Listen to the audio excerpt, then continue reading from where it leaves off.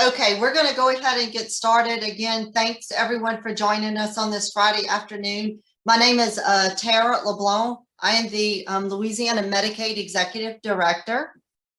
Today's presentation is about our managed care organizations, our new contract that will be effective January 1st, 2023, and the impact to providers.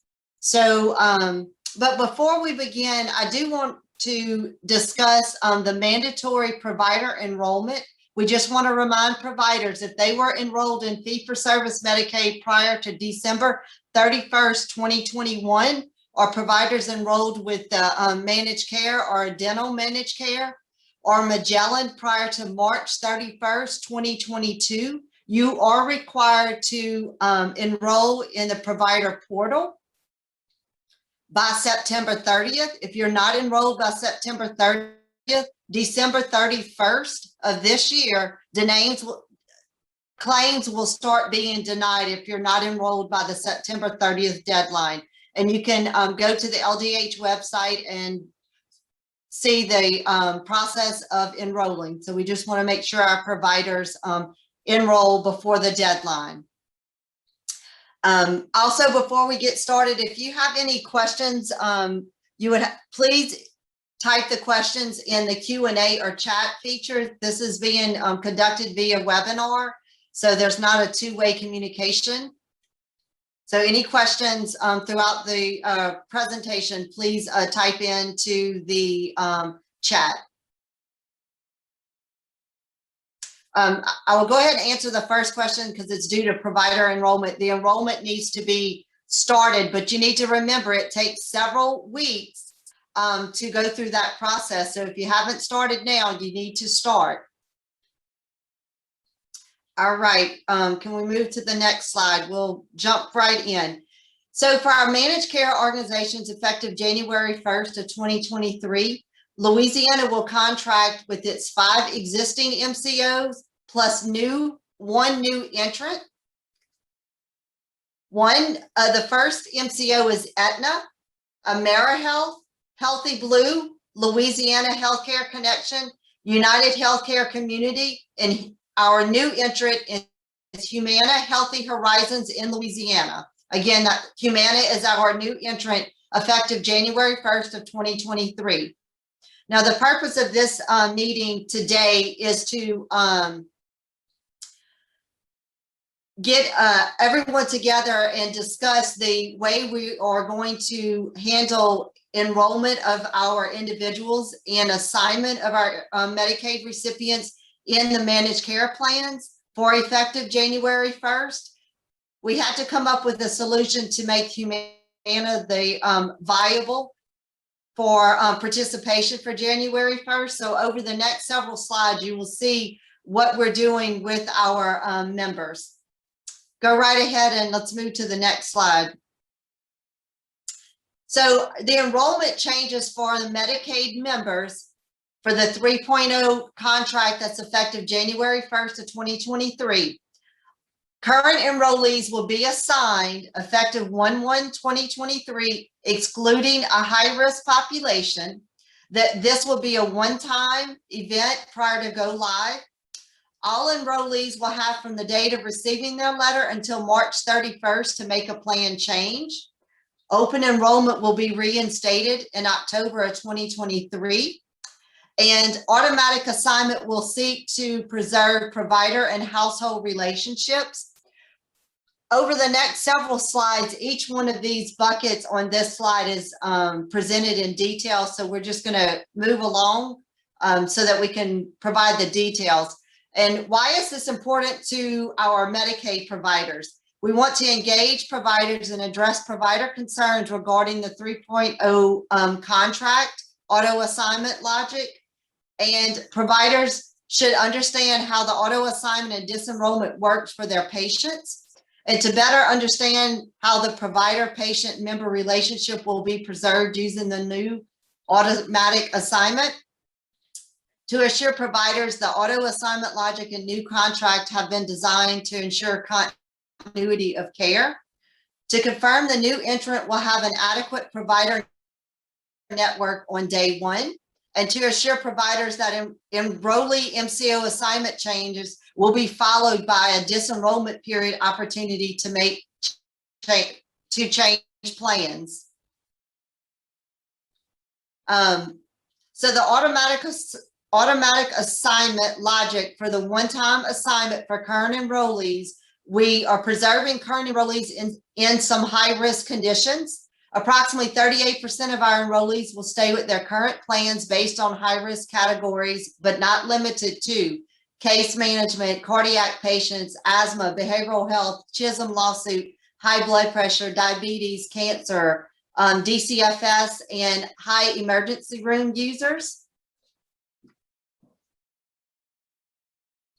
This slide displays the actual logic for us to walk through. And something I didn't say in the beginning, this PowerPoint will be loaded on our website for reference for anyone. So the first box, all current enrollees will go through automatic assignment except those in high-risk categories, and there's the high-risk categories again. Enrollee is in an excluded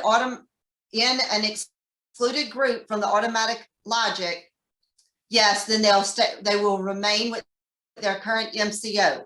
If they're not in the excluded assignment group, then it moves to the next box, and the enrollee has an active DCFS segment. That's for the children that is in DCFS custody. Yes, then they'll keep their current MCO enrollment. But if they're not in the excluded group or DCFS connected, then the enrollee has prior provider history or family member with MCO. Yes, then this is the logic that'll be used to assign that on that relationship. The logic seeks to preserve provider beneficiary relationships based on PCP and other provider claims during the past 12 months, and it keeps households with the same MCO.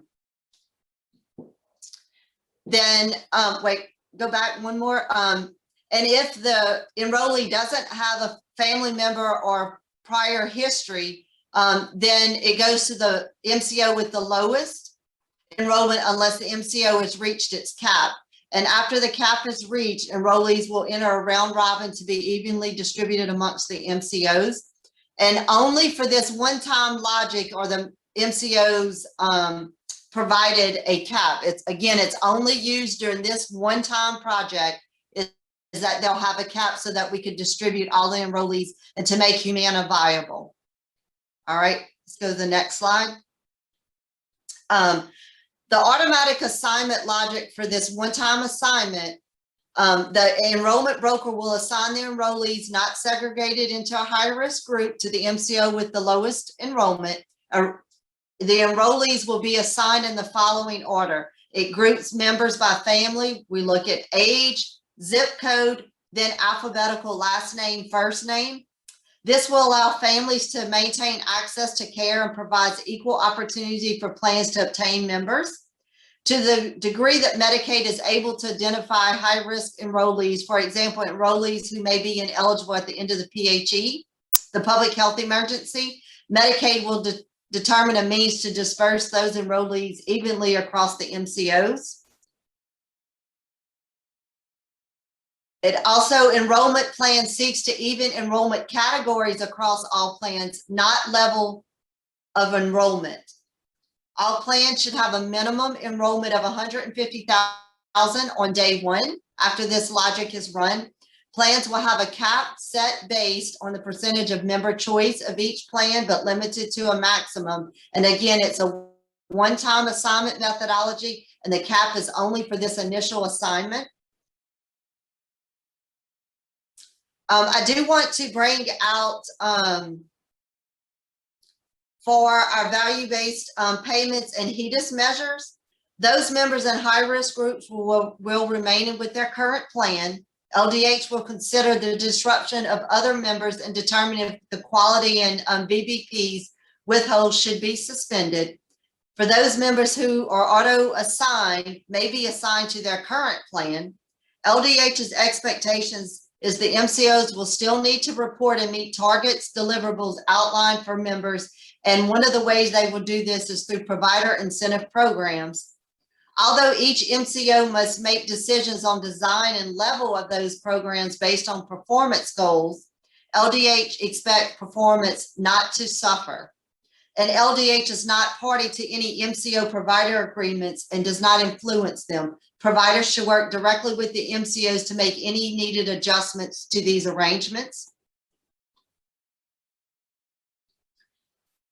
This slide provides a picture of how the logic will work once this auto assignment is done.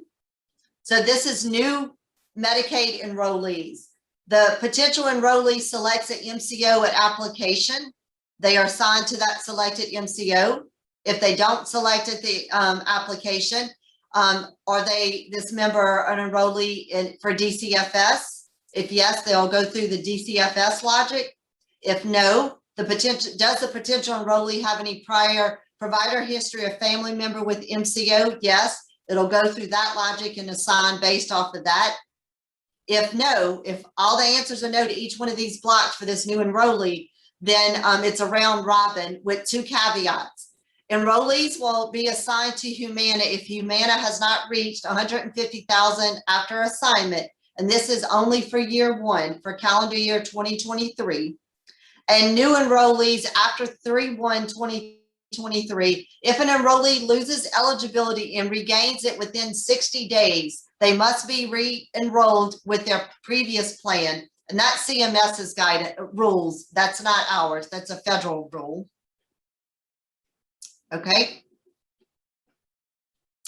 And let's talk about, we will not have an open enrollment period, but all members have an opportunity to disenroll or change plans. And they actually have a longer period than they normally would under an open enrollment. So all members still have able to choose their plan of choice. Current enrollees will have a disenrollment period from when they receive their packet, which will be around November 7th, 6th, 7th, and 8th until March 31st, 2023. And potential enrollees will have a 90-day disenrollment period after enrollment. After the disenrollment period, all enrollees will be locked until the next open enrollment period. An enrollee may request a disenrollment from an MCO for cause at any time with approval.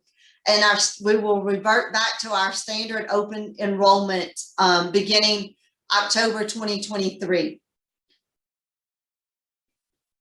I'm going to quickly go over the next slides. The next two slides basically just gives you who can choose out of the 5 versus the 6 plans. Anyone before 12/1/2022 will have selection of all 6 plans to be effective January 1st. Next slide. Members from 1/1 to 12/1 will only have selection of the 5 MCO plans, and anyone after 1/1/23 will also have selection from all 6 plans. Okay, let's go to the next one.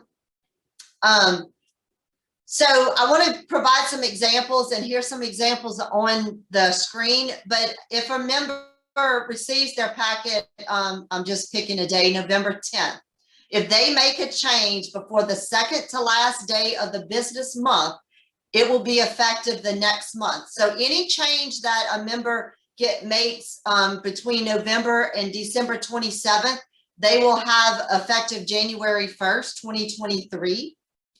And with that, I'm going to provide this example. I currently have Healthy Blue, and during this auto assignment, they have the auto assignment has enrolled me in Humana. If I, before December 27th of 2022, request a change either through phone, web, or mail that I want to move back to Healthy Blue, I will have no lapse in MCO coverage from Healthy Blue because I have requested that change before December 2027, which will be effective January 1st, 2023. Our effective dates is always the first day of the month's eligibility, first day of the month of the member's eligibility. And again, any transfer request either by phone, web, or mail processed on or before the second to last business day of the month will be effective the following month. And any transfer request on the last business day of the month will be effective on the second following month from the date of the request. And below are some examples to discuss. One, from November 4th through 12/27, you make a change is effective January 1st, 2023. If you make a change on January 12th, 23, it becomes effective February 1st. If you request a change on January 27th, it's effective on February 1st. However, if you do it on the last day of the month or the last 2 business days of the month, it will be effective the following month. So this example is January 31st, will be effective March 1st.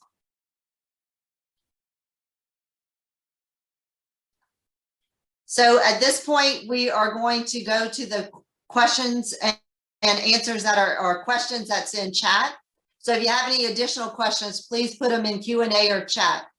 All right, Kalinda, we're ready to see. Okay, so the first question is around the number of plans. Why was there a need for a 6th plan when the department has admitted the 5 plans was too many? It was determined that it was best for the members and for the state to move to the 6th plan. Next question from the chat. Will CPST and PSR be opened with existing and new MCOs? So if you're asking if you are wanting to become a provider with the existing or new MCO, you will have to reach out to each provider, and we have their contact information on our website at healthy.la.gov. Next question. Will Humana not receive any high-risk enrollees? Humana will not receive any high-risk enrollees in that excluded group, but we all know that there are other high-risk categories that was not included, such as a NICU baby. Next question. How will the automatic assignment affect the PCP linkage? So, and Kalinda, I'll start and you can chime in. So with this is we're trying to preserve that PCP and member relationship. So we do check to make sure that that PCP, if we move them to a different plan, we do try to make sure that that PCP is also in that new plan. So at all steps of our logic process, we are trying to preserve that provider beneficiary relationship. That's cool. Next question. What if a current client is assigned to a MCO that my agency doesn't take? Again, then you will need to work with the other MCO to become a provider. And this question is regarding the withhold. What is the withhold set at for the MCOs? When is this calculated? And currently there is a 2% withhold for quality in BBP for the new MCO contract. It will still remain a 2% withhold. Next question. When can we start getting paneled with Humana? That you can, again, we have their contact information on our website. You can reach out to Humana now. Next question. Who at the state, again, this is another question, Tara, regarding the sixth plan. Well, who at the state determined the 6th plan was needed and what was the criteria for doing so? And this person is asking for specific names. Again, it was a decision made that the 6th plan was the most benefit to the state as well as the beneficiaries. Will there be a select network or will it be open? I'm not quite sure what this question's asking. So, Ms. Williams, if you could kind of explain your question in chat and we'll get to it. This question is very specific. Who is the vision provider for Humana? And we do not know that. You can reach out to Humana to find that out. Next question. Who do we contact if existing MCOs are not opening up CPST or PSR contracts?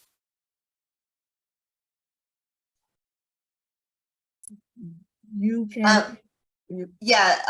So I think that you can email the department on the website. There's an email address. If you would just email the department that, or reach out to any of us, we'll be glad to work with you to see what we can do. But the MCOs controls their provider network. There's another question regarding the vision, and we've already responded to that question. So I know Humana has their vision plan identified. I just don't know it. You can reach out to it. And I don't want to speak on behalf of any of the plans. Next question, will the MCOs now be open to enrolling new providers?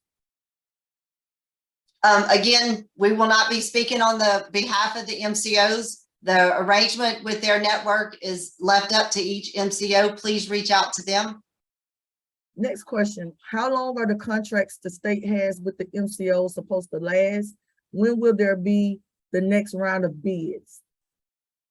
This is a 3-year contract with the option to add 2 additional years. Will the individual plans be making pharmacy excess decisions or the PBM? So the state is the one that defines the pharmacy single PDL, but we are moving to a single PBM. Another question, there's another comment rather regarding CPST and PSR. The statement is that MCOs are not opening up CPST, PSR, not a question. We have that captured. Where on the website is the Humana enrollment information? I will look it up and provide it in chat in a few minutes. Let me try to figure that out. I'll try to put a link in the chat. Miranda, she provided some additional information regarding the CPST, PSR. Tara, do you want to move to the Q&A box? Yes.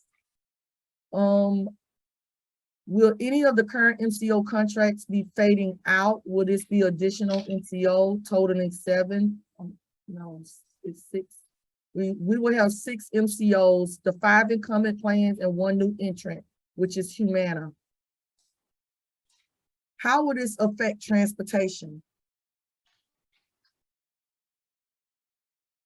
It will not affect transportation at this time. Transportation, we are moving to 1 single NEMT broker. So there will be some changes with that because you won't have to deal with 5. You will only be dealing with 1, but that may not be effective January 1st. We're in some a legal stay with that. So we will let you know when that occurs.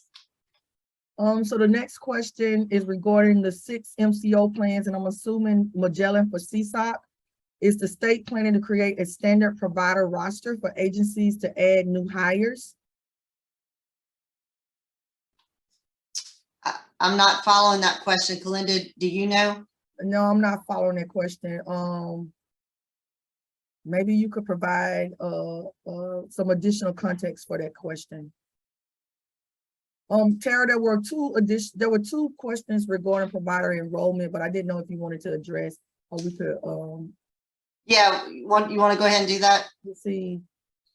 What is the plan for providers that received incorrect letters? For example, they are licensed but got an unlicensed letter.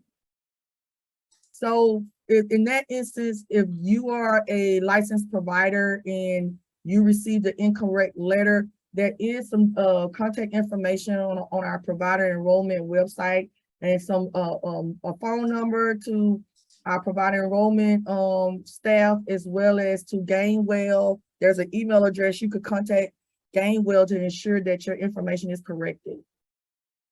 Also, what is the plan for staff members that still had not received letters, or their letters had not been generated? that would be dependent on,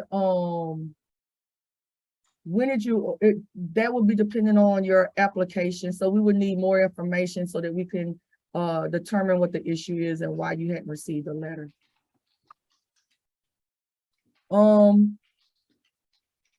There's another comment in that question and answer. Okay, so this is the follow-up with the 6 plans of Magellan. And if the state is planning to create a standard provider roster, this individual said each MCO has a different roster, which takes a lot of time. So again, if you're talking about provider roster, then their networks are up to each one. The state cannot control that. That's part of what managed care is. Okay, so this is a follow-up. This is a provider enrollment question. They have called Gainwell and they tell us we have to figure out which MCO submitted the wrong information, which is very hard to do. So, Kalinda, do you have the 800 number or the call center number that we can reach out? Yeah, I'll capture this information, and I do. If you could just put a direct message to me in the chat with who you are, and I can follow up with you, and maybe your contact email, and we'll follow up with you. This is additional persons regarding provider enrollment. They told us that staff that started after 7/21 did not receive letters. Okay, additional question is it possible for one broker to manage the entire state of Louisiana, and who would manage the broker? Is it being fair with assigning trips to providers? So I'm assuming this is around NEMT. Yeah, so yes, one broker. Many other states have one broker, and we do think that one broker will eliminate a lot of the administrative burden on providers. So we do believe that we'll be able to do that. Next question. How is this information being informed to patients? So the letters are going out with explanation. We're also having commercials, media ads, and so forth. But we will also lean on our providers to do that. We'll have a toolkit to send to every provider to be able to help post and work with your patients on that. So we are asking for help.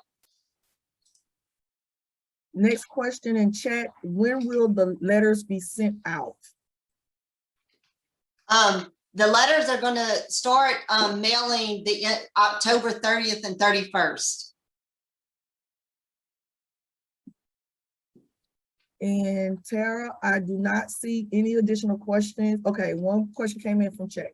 When a new staff member is created, who assigns the Medicaid number to the new staff? Gainwell says MCO, but they are being submitted to multiple MCOs. We will have to take that question back and provide you an answer to see what the issue is. Okay, so and you guys, I will give y'all my email, and you can report problems to me or Kalinda. My email is Tara, T as in Tom, A-R-A, period, LeBlanc @la.gov. And you're more than welcome to send the details about provider enrollment to me. And Kalinda, you want to give yours? Oh, there you go. Kalinda put both of our emails in the chat.